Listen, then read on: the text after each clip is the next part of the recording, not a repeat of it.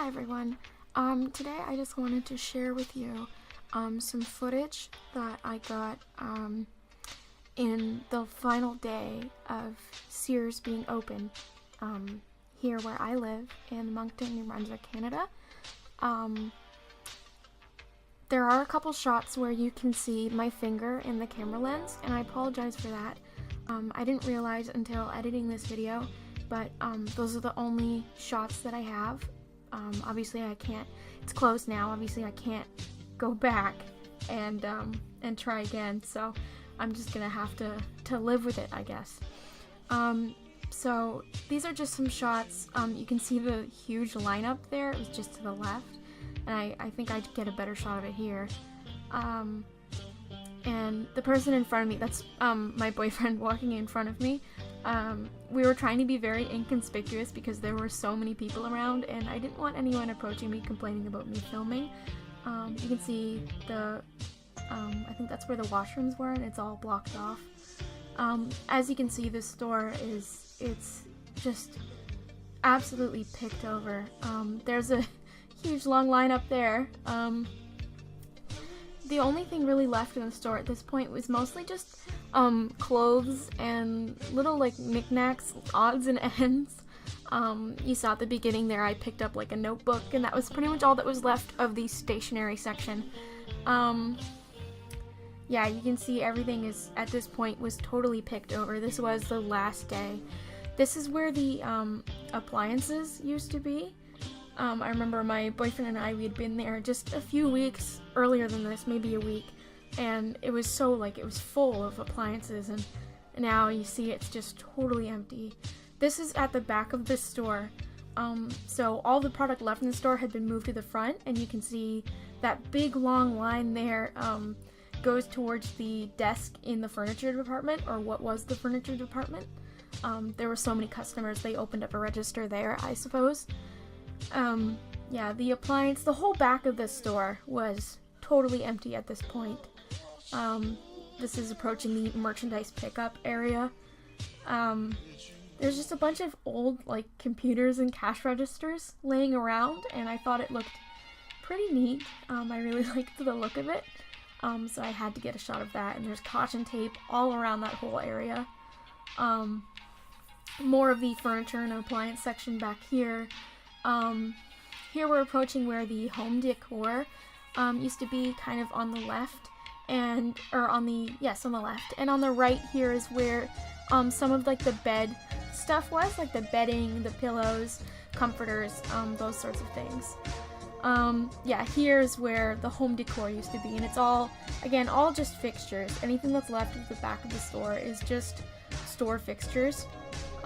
All of the product, like I said, had been moved up to the front of the store. Back approaching this back corner is where, oh, here my boyfriend wanted to check this out because he didn't know what it was. I believe it was for rugs, and you can see that is completely empty as well.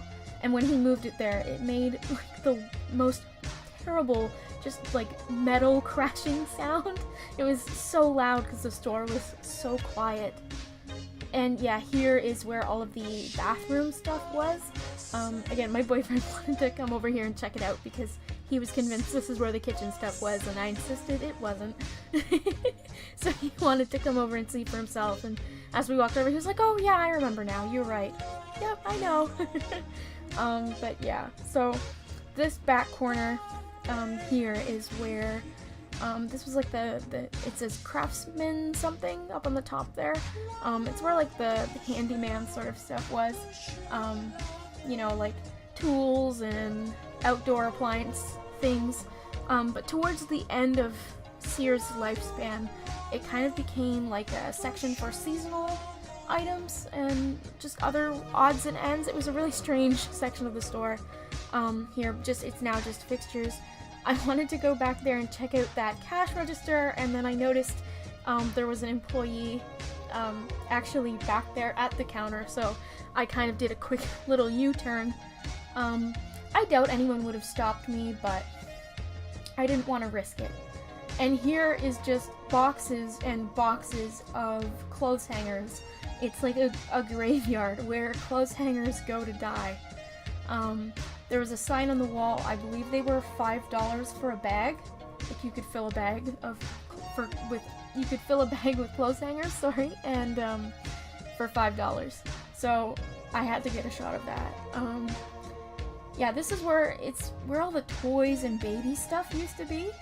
This back section, and then heading, I think, into women's clothing again. And again, all just fixtures. There's nothing here. And then this back corner, I believe, is where I think the travel agency was, in this back area, or maybe the customer washrooms. I can't really remember, but there is an entrance to the outside here. This Sears is attached to a mall. I think most Sears were attached to malls, but I'm not sure. I know all of the ones that I've ever been to were attached to malls. So yeah, here you can kind of see that huge crowd of people. Ahead of me there was actually a lineup as well, for like the main registers in like the main part of the store close to the mall entrance.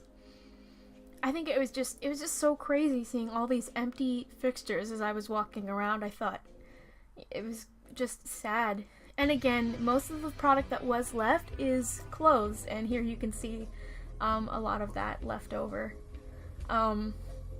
It's like the odd fixture might have a little bit on it, but most of them are completely empty.